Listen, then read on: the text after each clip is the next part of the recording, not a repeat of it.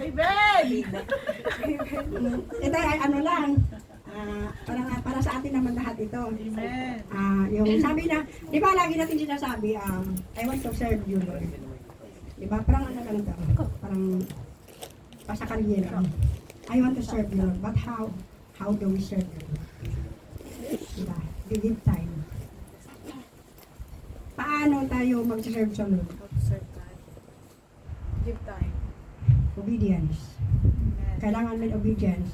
Sino ang ginagamit ng Lord para tayo mag-obey? Siyempre meron siyang ginagamit, ang leaders. Amen? Paalala lang sa bawat isa sa atin. Walang pilitan sa, halimbawa sa Zoom. Paano tayo, how can we improve Nagkaturog ako. yung paglilingkod natin sa Panginoon kung hindi naman tayo, halimbawa, sabi nga natin na, lagi natin sinasabi, I want to serve. Di ba, minsan umiyak na tayo, I want to serve you, Lord. Ikaw na bahala sa buhay ko. Pero ginagawa pa natin.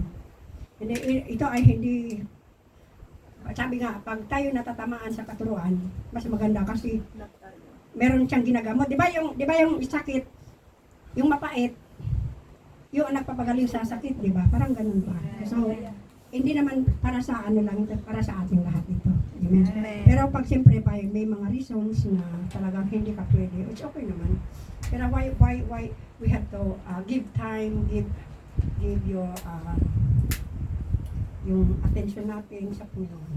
Siyempre meron, yun nga, yung, alam nyo, sa totoo lang, kayo lahat dito sa Central, gusto ko rin kayong siyempre kayo na yung lagi sinasabi ni Rev, you are the next generation.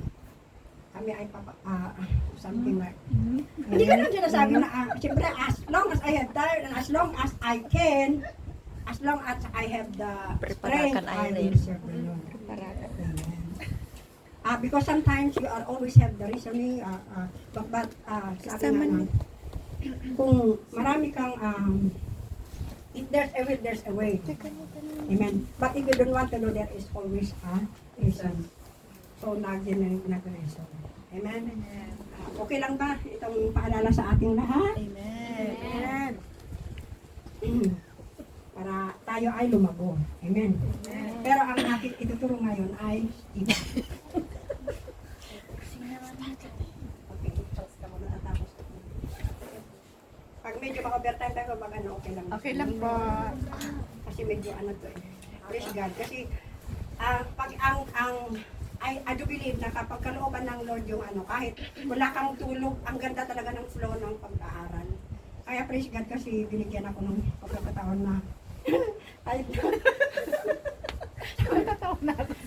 kasi pag time na ano, Diyos ko, kung ano-ano yung minsan may kausap, ay taga-taga na kausap, paano na ba ganun makapag-aral?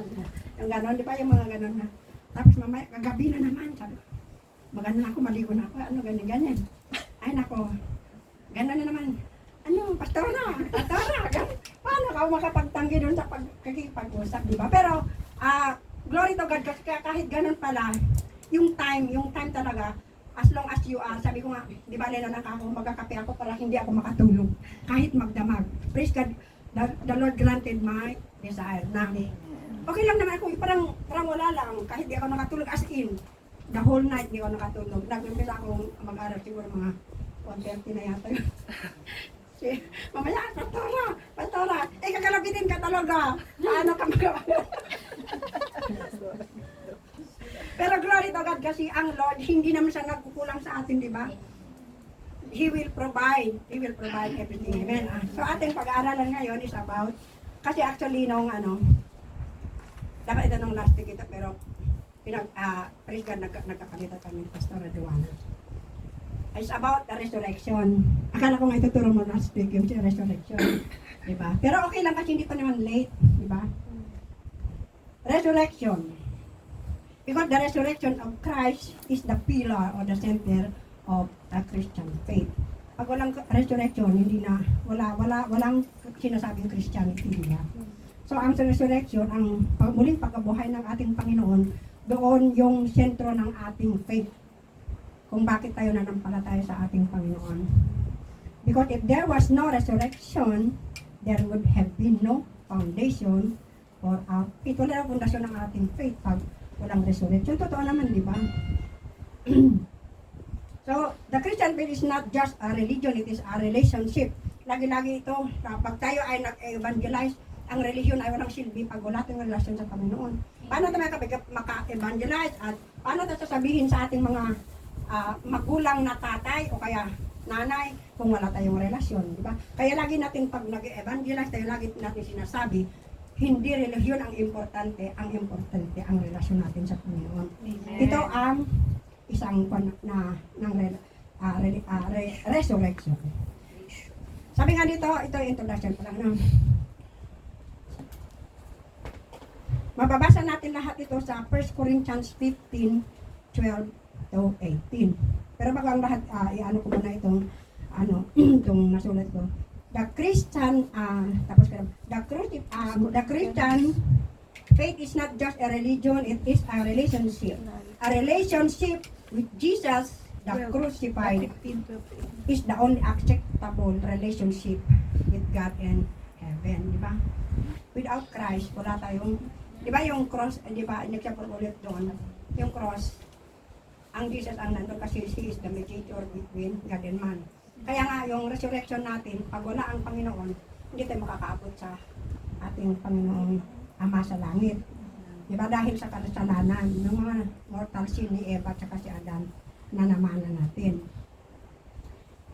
So sabi dito, because Christ rose from the dead, as He promised, we know that what He said is true and that He is God.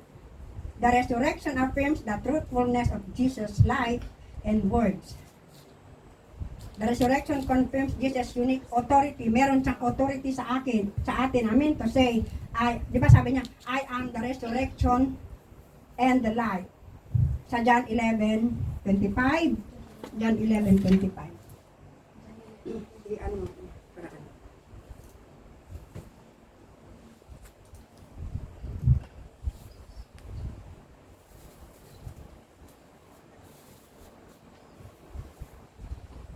Wala ako kasi ano dito. Maganda kasi pag mabasa natin lahat. Yan. Ayan, Jesus told her, I am the resurrection and the life. Anyone who believes in me will live even after dying. Ito ay sinasabi dito ang ating spiritual. Diba? Kasi ang resurrection para sa spiritual naman natin yun. Kasi itong katawan naman na ito ay mamamatay. Yung inaano natin, yung sa spiritual na buhay ng bawat Kristiyano. Sabi dito, kaya sabi niya dito, yung mga benefit, bakit sa resurrection, sabi niya dito, because He rose, we have certainty that our sins are forgiven. Yung kanyang pagka-resurrect, meron daw tayong certainty, ano ba yung certainty, yung Hindi sigurado. kasiguraduhan. Sigurado na tayo ay pinatawad na ng Diyos. Amen. Ito ang isang benefit ng resurrection. Sabi pa dito, because He rose, He lived and represent us before God. Ito nga sinasabi na, di ba yung He is in the right hand of the Father nung kanyang ascension doon. Kasi tayo ay makasalanan nga. Siya yung ini-intercede tayo ba? Di ba yung di ba laging maraming katuruan na ay yung mga patotoo na kaya hindi pa dumarating ang ating Panginoong Yesus kasi kumbaga yung galit ng Panginoong Ama parang inaano pa niya, ini-intercede tayo, parang dinedepend tayo para lang tayo ang lahat ay makapunta sa langit. Amen. Kaya ito sabi niya dito, He lives and represents us before God. Ito may explain mamaya. Sabi pa dito, because He rose and defeated death, we know we also be raised. Amen. Kasi bakit tayo mananampalata sa ating Panginoon kung wala naman tayong benefit? Na hindi naman tayo mananampalatay kung hindi rin tayo i-raise sa kanyang pagkamatay, sa kanyang pagkamuli, pagkabuhay, tayo ay mabubuhay din. Kasi siya nga ang anak ng Diyos na nag-ano sa kasi ayaw na tayong mapunta sa dagat-dagatang apoy. Amen? Christ's resurrection guaranteed both His promises to us and His authority to make that promise.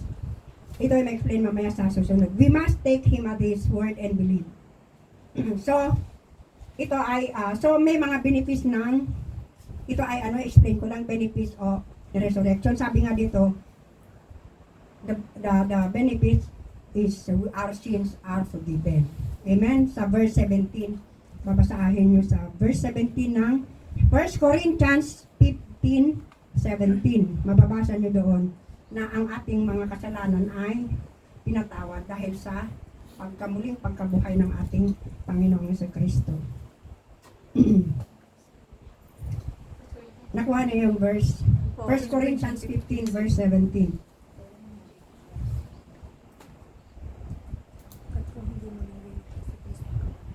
Amen. Amen.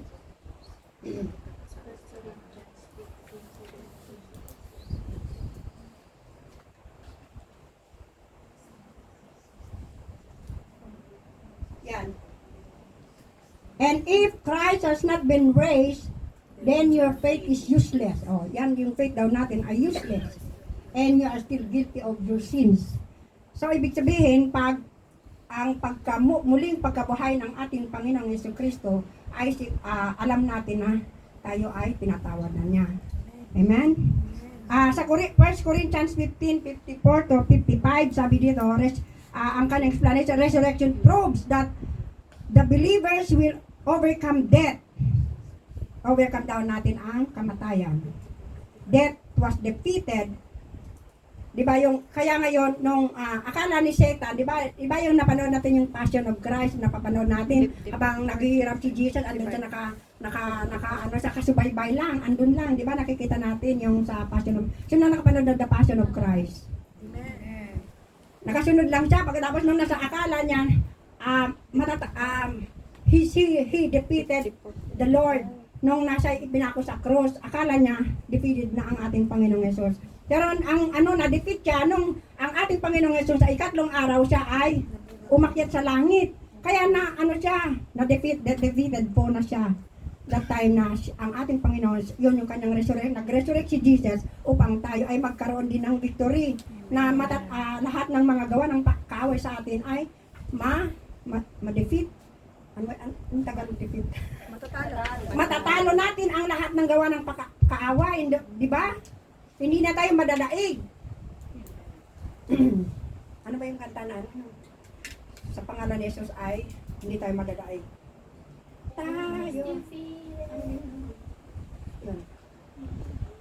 Tayo ay laging magwawagi sa pangalan ni Jesus.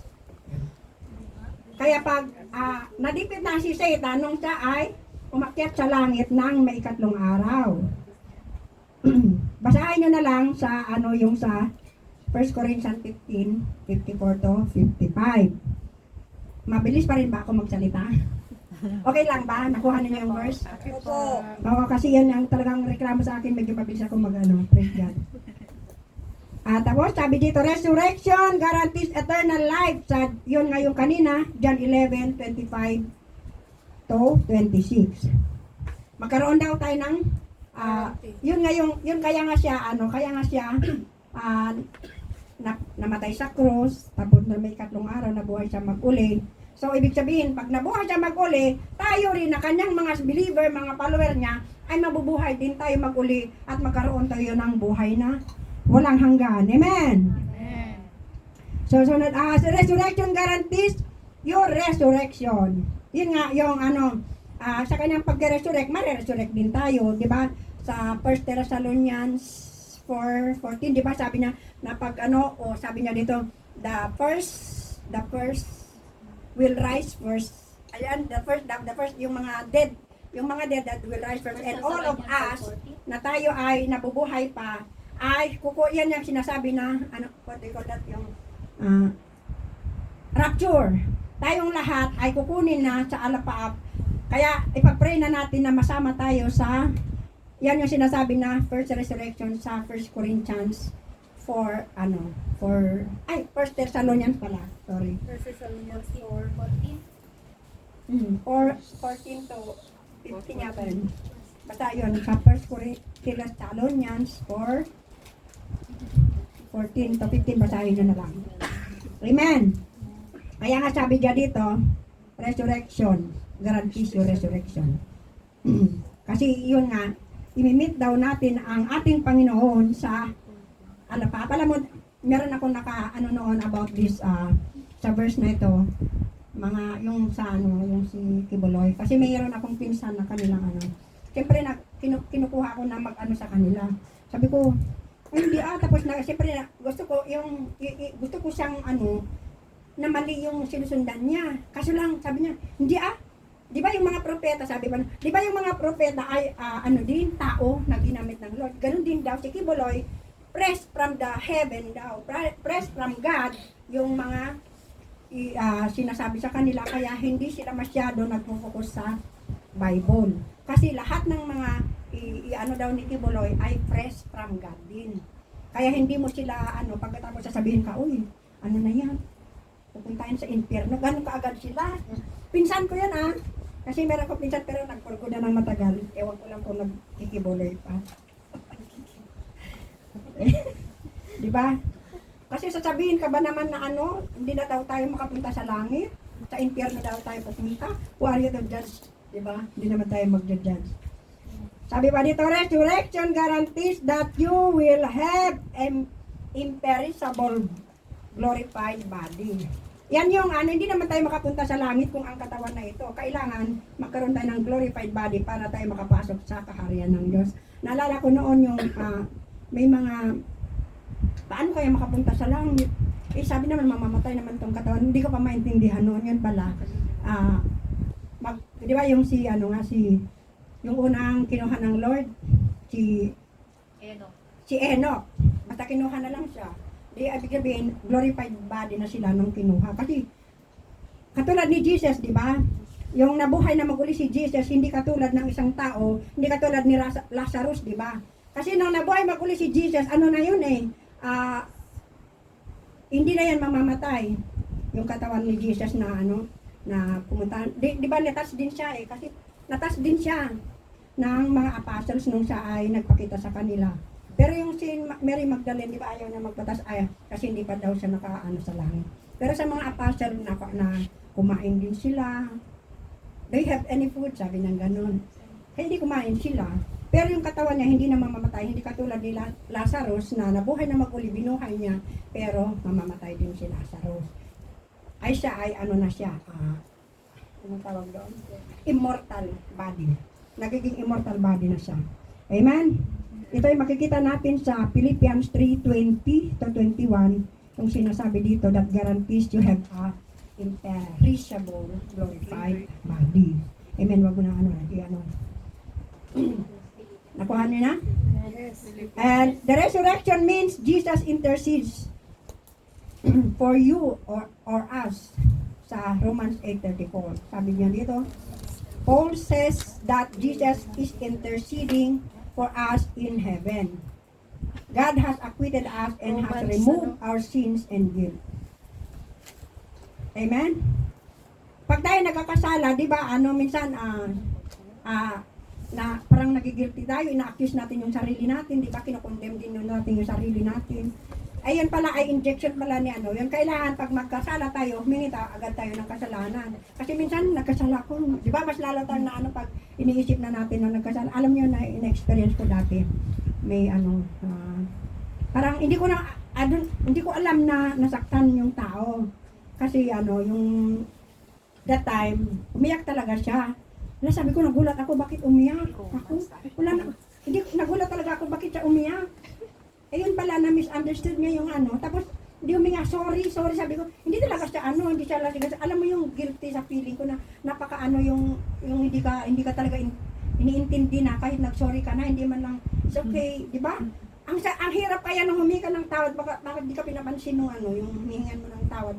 Dinadala ko yun ng pero ang Lord lang ang nakakahil doon kasi tayo ay hindi pinatawad talaga ng tao na yon, parang mabigat talaga. Hanggang sa mo na lang sa Lord kasi bahala na siya humingi naman ako ng tawad, di ba? Lagi sinasabi, you already did your part. Di bahala ng Lord sa part. sa part ng iba, di ba? Kaya yun, ang hirap yung ganun. So, sabi dito, ini-intercede tayo ng ating Panginoon. God has acquitted us and has removed our sins and guilt. If Satan accuses us, when he does, Jesus, the advocate for our defense, stands God's right hand to represent our case. Yun nga sinasabi na, so Jesus made case between God and us. As humanity's representative, He intercedes for us before God.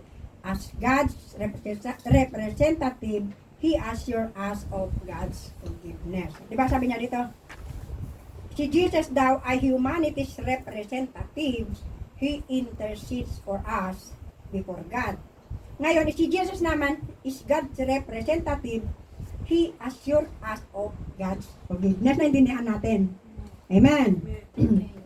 So, next, the resurrection motivates you to put away sins and live holy life. Sa Romans 6:4, or mas maganda itong Colossians 2:12. Kasi sa baptism parallels the death and burial and resurrection of Christ. And it also portrays the death of and burial of our sinful old way of life, followed by resurrection to new life in Christ. Di ba pag yung nagpabaptize tayo ay ang baptism naman ay iyan yung identity natin na followers of Christ. Amen.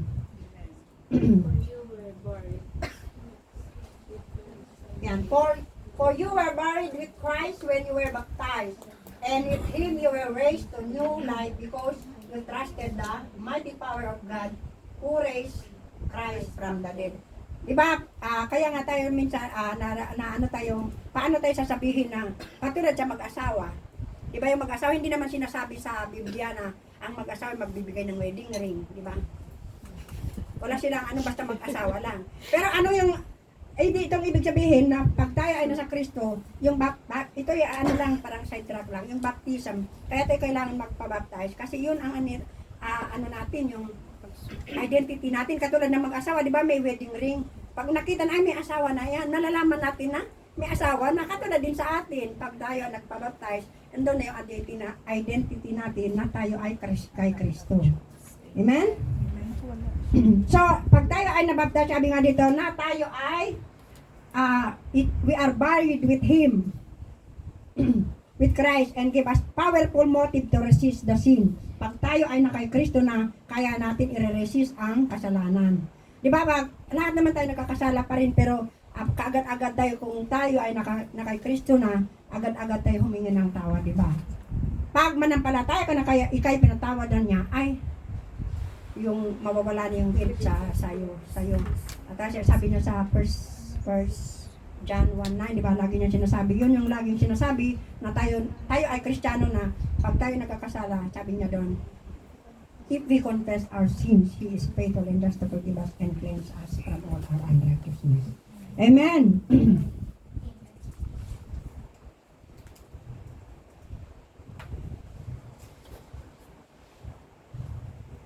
Kaya nga sabi niya dito, baptism parallels the death and burial and resurrection of Christ, and it also portrays the death and burial of our sinful old way. Kaya yung tayo nagpapabaptize pala, tayo ay pinoportray na our sinful life already nawala na. Amen. And old way of life followed by resurrection to new life, magiging bago na tayo. Di ba sabi niya, if anyone is in Christ is a new creation, the old has come and the new has come. So bago na tayo. Katulad nga dito, pag tayo, sabi niya dito, remember that our old sinful life is dead and buried with Christ. Give us a powerful motive to resist the sin. Kaya nga sabi niya, the resurrection motivates you to put away sins. Amen. Pag maalala natin ang ginawa ng ating Panginoon sa kanyang pagkabuhay na muli, ay maiiwasan daw natin ang magkakasala. Amen.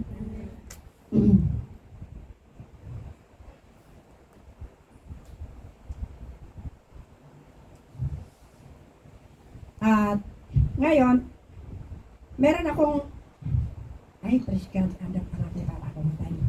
Kala ko, abutin ko ng siyam-siyam.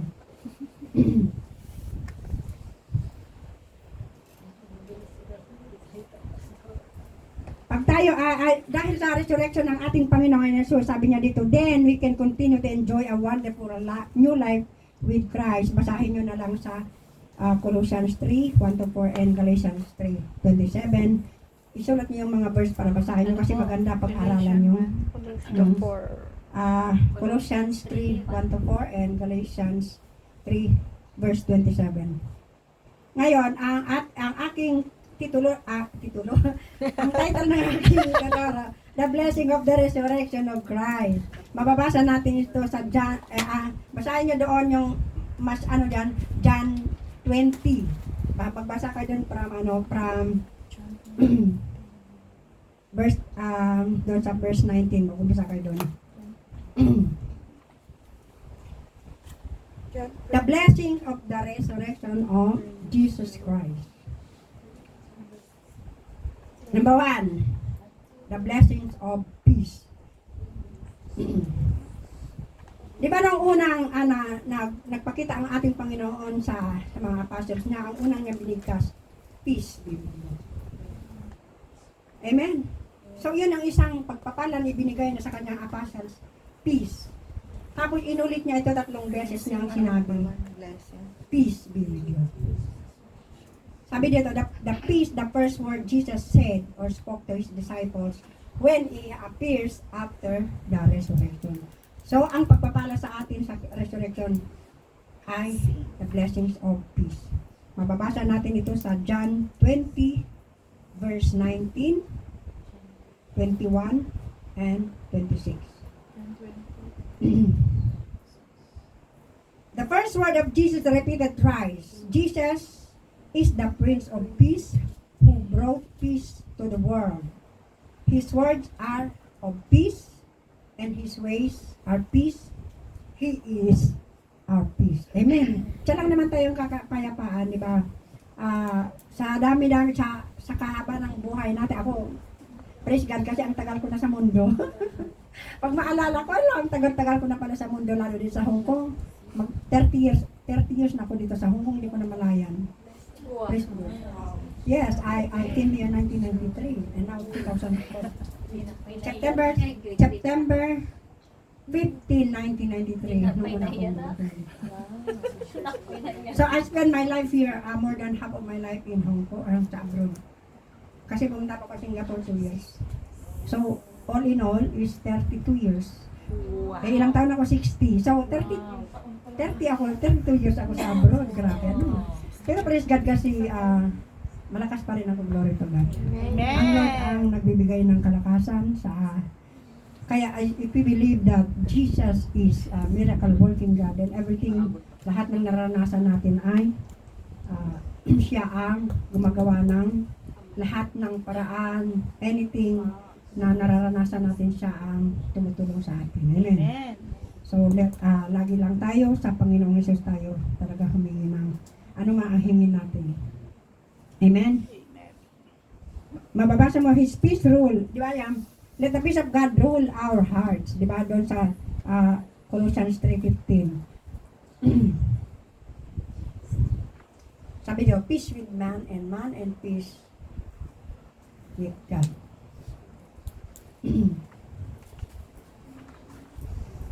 Number 2, punta natin sa number 2. Basahin niyo lang Colossians 3:15. Yung sinasabi doon. Minsan, nasasend ko na yun sa let the peace of Christ rule our hearts. Yung sa una hindi ko ma-memorize yung susunod. Ayan. And let the peace that comes from Christ rule in your hearts. For as members of the one body, you are called to live in peace and always be thankful. Diba? We are called to live in peace. Magkaroon tayo ng kapayapaan, di ba? Pag noon, yung hindi pa tayo nakakilala ng lubusan sa ating Panginoon, ang bilis natin, sensitive tayo, ang bilis natin sa kunting bagay lang. Minsan may nagsasalita, kuya, lagi tayo nag-iisip ng negative, ako yung pinag-usapin, napidisimisan ako yung gano'n. Di ba? Sa probinsya gano'n, doon sa lugar ng asawa ko, Diyos ko, yung street na, Abadilla Street na yun, puro mga marites. Pag andun ka sa loob ng bahay, sasabihin na, ay, kunwari lang, nagbait-baitan. Sasabihin nila, paglabas, ay, chismosa, sasabihin. Hindi pa alam ang gagawin mo. Yung mga gan pa rin, hindi pa rin sila nakakilala talaga sa Lord. Kaya, yun. Pero pag tayo ay may nasa Diyos may karoon tayo ng kapayapaan. Kahit saan tayo pupunta, di ba, kahit saan tayo pupunta, pag nasa Lord tayo ay may kapayapaan. Number 2, blessings of joy. Sa Matthew 28 verse 8 and John 20:20. Kasi di ba nung nakita nila ang anong sa resurrection ni Jesus, nagpakita sa kanilang kaya tuwang-tuwa sila, nagkaroon sila ng joy. Masayang-masaya sila na nakita muli ang ating Panginoong Yesus. So, the joy is more than gladness and happiness. Joy, ang joy ay hindi yung katulad ng yung masaya na sa makamundo, di ba?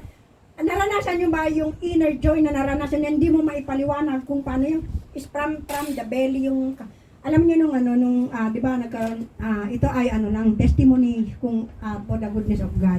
Noong kasi 2016, umuwi ako, nag-2 months ako doon. Kayo yung mga hindi nakakaalam kasi umuwi ako doon.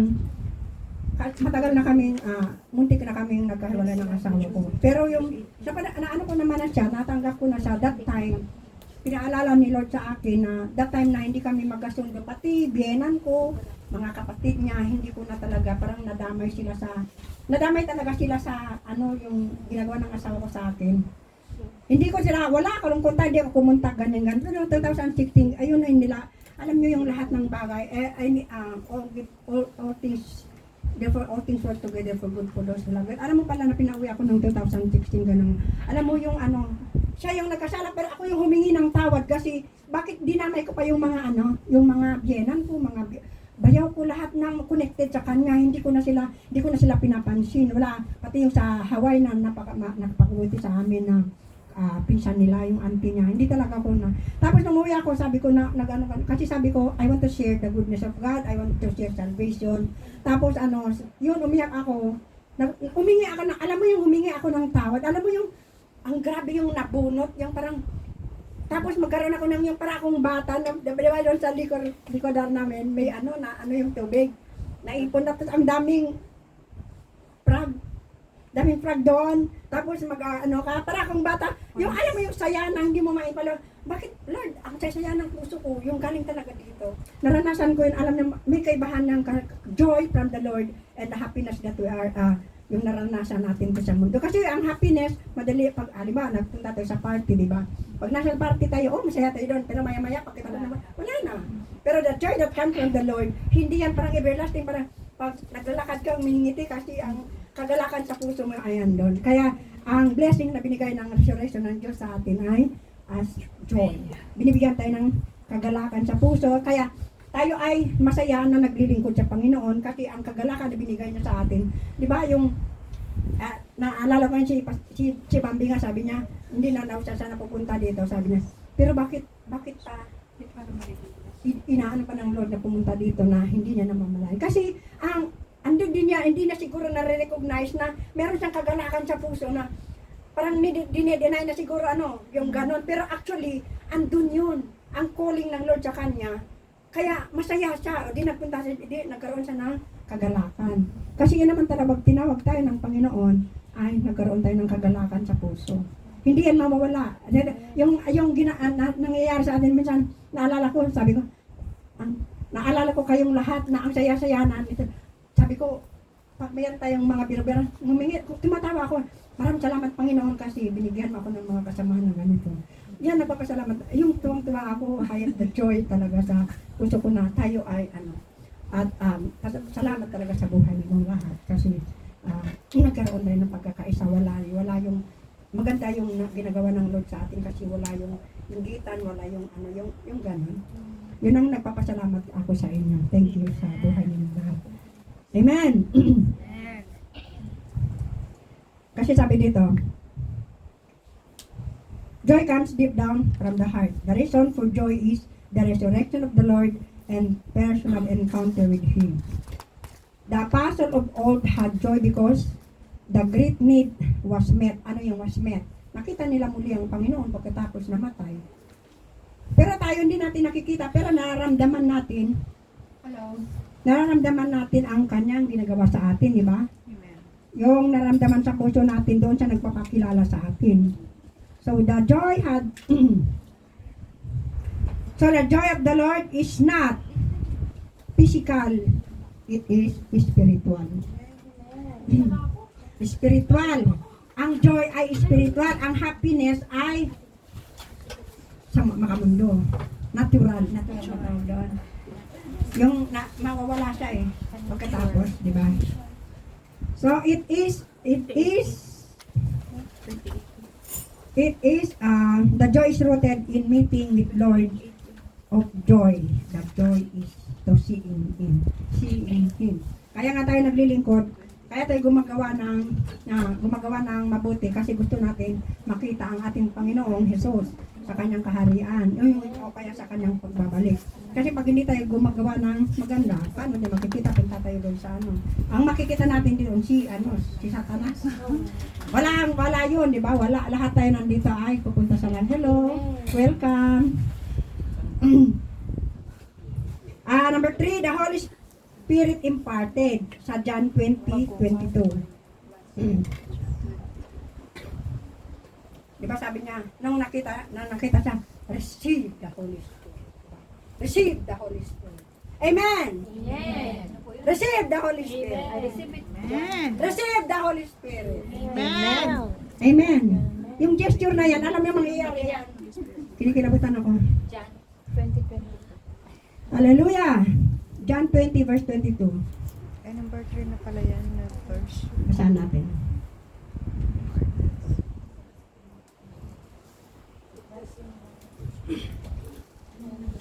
John 20, part of it. Holy Spirit, part of it. Then he breathed on them and said, receive the Holy Spirit. Diba? Receive the Holy Spirit. Amen. Receive the Holy Spirit. Di ba one? At creation, Ayun. sa paglikha ng ating Panginoon sa mundo, sabi dito, di ba, sa huminga siya, nagkaroon ng buhay ang tao. Sabi niya, the breath of life into man. And man become a living soul. Di ba yung si Adam, nung ginawa lang siya sa from the ash, ay ano yun? Sa abo. Tapos, hiningaan lang siya. Nagkaroon siya ng buhay. Di ba? Sabi nga dito, into man and man became a living soul.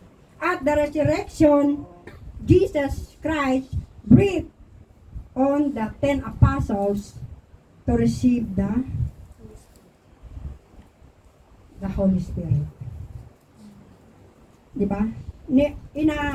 Nung sila ay hiningaan ng ating Panginoong Yesus, yung mga apostles niya, nagkaroon siya ng, natanggap nila ang banal na espiritu, di ba?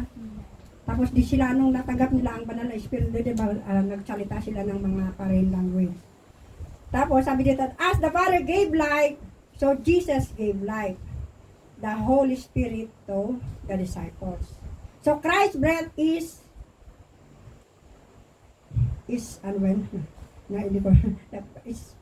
put on him. It is his life. No one lives a spiritual life and operate on spiritual life without the Holy Spirit. Wala daw tao na mabubuhay ng spiritual life and operate on spiritual life without the Holy Spirit. Nakuha natin? Amen.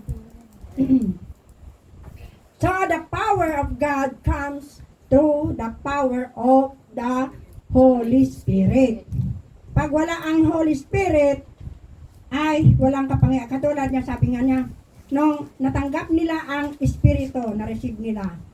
Pero on Pentecost Day, doon lang nila natanggap ang kapangyarihan ng Espiritu Santo. Nakuha natin ang message. Una natanggap nila yung ang banal na espiritu.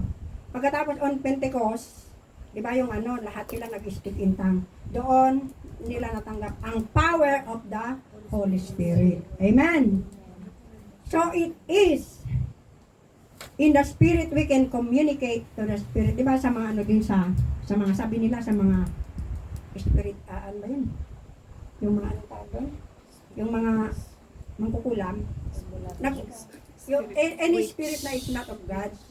Ano pala, kahit malayo sila, nag-usap pala in the spiritual sa realm. Kaya di ba nung time ni Daniel, di ba nang sabi na ni Archangel Michael, lahat ng panalangin daw ni Daniel ay dapat Kayon pala doon sa Himpapawid ay naglaban-laban doon ang mga espiritu na naging kalaban ni si Michael, the Archangel, nung time na ihahatid na yung panalangin ni Daniel. So, magbasa ko ng Daniel, malalaman niyo yun. Read them. Maganda yung Daniel kasi makikipaglaban sa mga maganda yan. Basahin niyo yun. Kaya ito nga yung we can communicate the spiritual to the spiritual. So, tulad natin nandito tayo. Hindi tayo maintindihan sa labas kasi wala silang alam about sa spiritual life. Di ba? So, tayo na nakakaalam, spiritual tayo yung sa, di ba, tulad yan, pagpunta ako sa kamag-anak ko, alam mo, talagang yung ko, espiritu, iba na yung alam mo na out of place ka doon kasi, parang, naiilang ka kasi iba yung nila ginagawa. So, hindi talaga ako mapakali doon. Pag tuupo ko lang doon, gusto ko nang umalis. Kasi iba na tayo. We are, yung sinasabi na tayo ay sineperate na ng Lord for His glory. Amen. So, the Spirit speaks with the Spirit. It is the Spirit that quicken and goes in heavenward. Pataas daw sa langit. So, the apostles received the Spirit after the resurrection, but received the power at Pentecost. Bababasa natin ito sa Acts 1:8. Acts 1:8. Kundi lang. Number 4, fellowship with the risen Lord. Sa John 20:24. Sila ay nakipag-fellowship sa Lord nung siya ay, yun nga yung sinasabi ko na Oo. Tapos na yun. Nasa next na tayo. Next na tayo, number 4 na fellowship with the risen Lord. Kaya ngayon, yung mga apostles nung siya ay resurrect, di ba? Nakipag-fellowship sila, nagkainan sila. They had food there, di ba sabi niya? So, nagkainan sila, nagkausap sila ang ating Panginoong Yesus. Number 5, opening of understanding of the scriptures. Di ba, noon, nagbabasa ako sa college, nag-aral kami ng Biblia, theology, nag-aral talaga kami ng theology 1, 2, 3, 4, 5, bale 5. Tapos, kailangan, pag sa theology, kailangan meron kang isagot. But, my understanding was not yet open. Ang ko lang doon, knowledge. Gusto ko lang magkaroon ng mga taas na grado. So, hindi ko naintindi kasi wala pa yung understanding. Hindi pa na-open yung understanding ko sa mga scriptures. Sa mabasa na Luke 24:45 and 32. So, the resurrection appearance of Jesus gave opportunity for the continuation of His teaching ministry. Ibig sabihin, kaya tayo binigyan na inopen. Di ba yung mga Pharisees hindi nila naintindihan si Jesus nung time. Alam nila na si Jesus yun, pero hindi nila na naintindihan kasi yung kanilang sarado yung kanilang puso, sarado ang kanilang utak. Kahit alam na nila si Jesus nang dumating ay siya na yung Messiah na hinihintay. At saka isa pa, hindi nila wala na silang kapangyarihan sa mga tao. Kaya gano'n na nagalit sila kay Jesus. So, ito nga yung hindi na open. Bakit niya hindi ni-reveal ang katotohanan sa mga Pariseo? Di ba? Kaya hindi siya maintindihan yung kanilang mga sinasabi. Ito yung time na siya, the teaching was with burning passion. As Christ opened the scriptures to them, their heart was burning while Christ was teaching. They confessed. They brought the news to the 11 apostles. Ito yung dalawa, meron siyang, hindi ko pa itong sino yung dalawang, hindi ko na kasi wala na akong time kanina. Sabi ko, isa-search ko ito, sino ba itong dalawa? I want to know these two apostles na unang nakasama niya nung siya ay nabuhay na maguli. Sabi nga dito kasi, dito sa The resurrection appearance of Jesus gave opportunity for the continuation of his teaching ministry to the two disciples on the way to Emmaus. Yun. So they brought the news to the 11 apostles kasi wala na si Judas noon, di ba? Nagpakamatay. So 11 na lang sila. To Jerusalem. Jesus opened their understanding of the Holy Scriptures. No understanding of the Holy Scriptures without the opening of understanding of Him, who is the Word and the Teacher from heaven. Siya ang nagmumula sa langit na nagtuturo sa atin. Sino? Ang ating Panginoon Jesus. Amen. Number 6. 6 na ba? Ano po yung pastora, yung verse Luke 24. Luke 24, 45, at saka 32. Verse 32. Number 6, the blessing of the Great Commission. John 20, 21 to 23. March, doon yan nakikita natin yung the Great Commission, March 16, 15 to 18. Matthew 28, 18 to 20.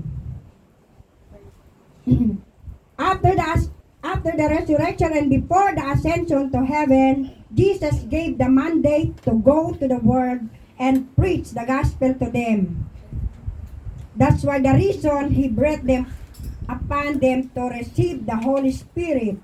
They were to receive the power first before going out. So, hindi sila pag walang kapangyarihan ang binigay ng ating Panginoong Hesus sa mga apostles, ay wala din silang magagawa. So, kailangan ma-receive muna nila yung the power of the Holy Spirit. Diba? They were to receive the power first before going out.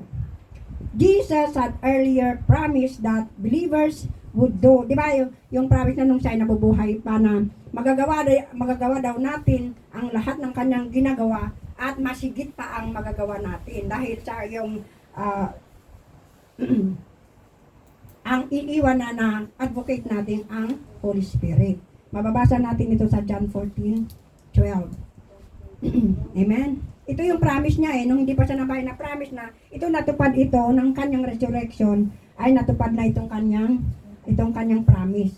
Na mas 'di ba si Peter nga kahit yung anino na rin niya gumagaling na yung mga may sakit. Amen. So, yun nga, pagkatapos ng so, promise niya yan. So, the apostles in the church were commissioned to continue the work. yung especially sa evangelism, to proclaim the goodness of God, ikalat natin ang the gospel, ang kabutihan ng Diyos. Amen?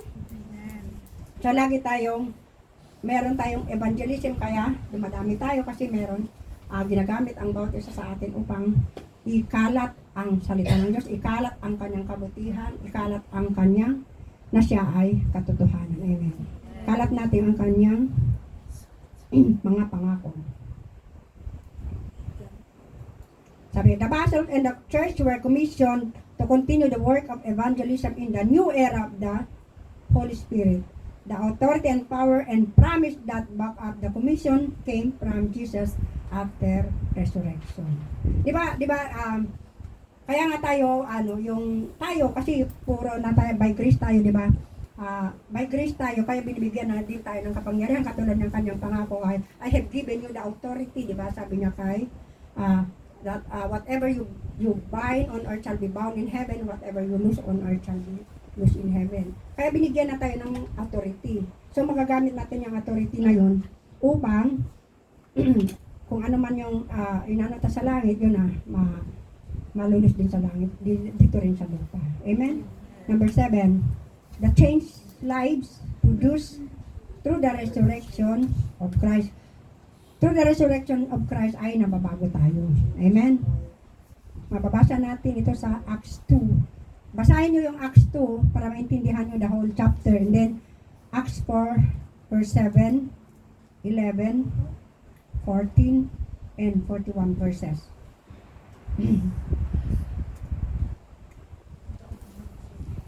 So the resurrection of Christ had far-reaching effects on the life of the church and individuals brought to the church. Peter, di ba si Peter, dininay niya si Jesus. Peter, who denied Jesus Christ thrice before Pilate, was able to face the Sanhedrin to accuse them of murdering of Jesus. Nung siya ay nag-sermon si Peter, di ba ang dami nakakilala sa Panginoon. Sabi niya dito, was preached and 3,000 souls were converted on a single day. So, nabago yung buhay. Nung di ba nagsisi naman si Peter sa kanyang ginawa, pero God is good kasi pag tayo nga ay magsisi sa ating ginawa ay patatawarin tayo ng Diyos. Tapos nung siya, di ba, yung change life, bakit nag-change life? Nung siya nga yung sinasabi ko nga na-change yung buhay na kahit nagkasala sa ating Panginoon, na-change yung ginamit siya mightily ng Lord, na kahit yung ang daming miracle na kanyang ginawa, na kahit nga yung anino lang niya ay napapagaling na yung mga may sakit karamdaman. Sabi nga dito, there was also the healing of the lame at the beautiful gate of the temple. Kung mababasa nyo doon yung laging andun sa beautiful gate, ibig sabihin nandun sa nandun lang siya lagi yung beggar para nagpapalimos. Hindi ng limos ba yun? Amen. So the resurrection gave life, courage, and stimulus to the preaching of the gospel in face of trials and persecution that the teaching of the gospel provoked.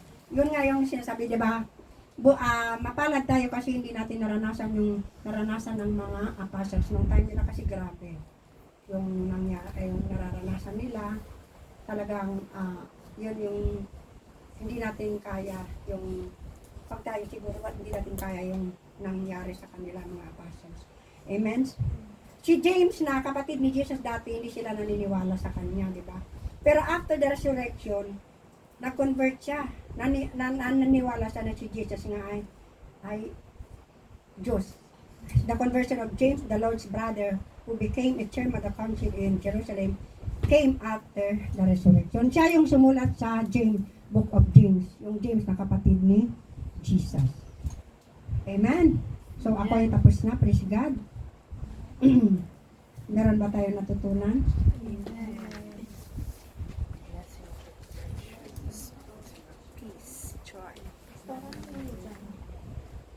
Number Number 2? 20. Ay, Sa blessings?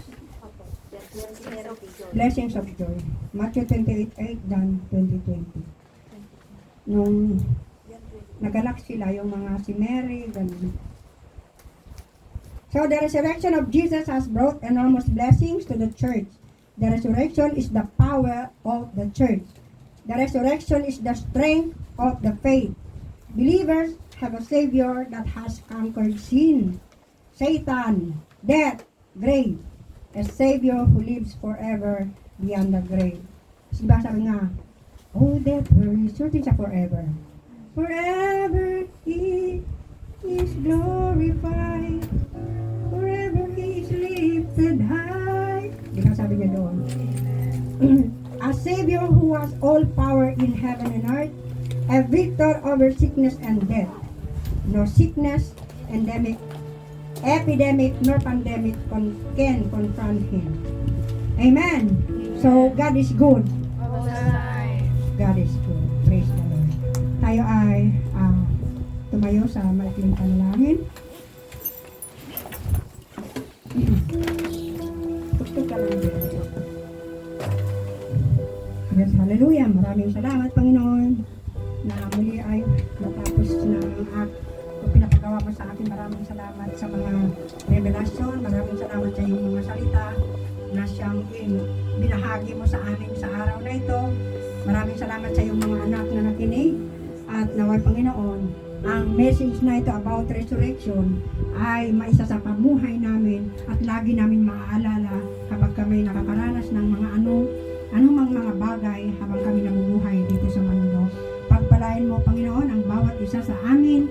Hallelujah. Thank you so much, Lord God, dahil sa iyong pagkabuhay na muli, Panginoon, ay marami kaming natatanggap ng mga pagpapala. Maraming salamat, Panginoon, na lagi mo kaming gagabayan, lagi mo kaming iingatan, at lagi mo kaming ituro ang tamang daan habang kami ay naglilingkod sa iyo. Let you will be done alone, O God, in the lives of your people, especially sa mga anak mo na nandito, O God. Wala kang lalampasan, Panginoon, in the mighty name of Jesus. Teach us, O Lord. Teach us your ways, O God.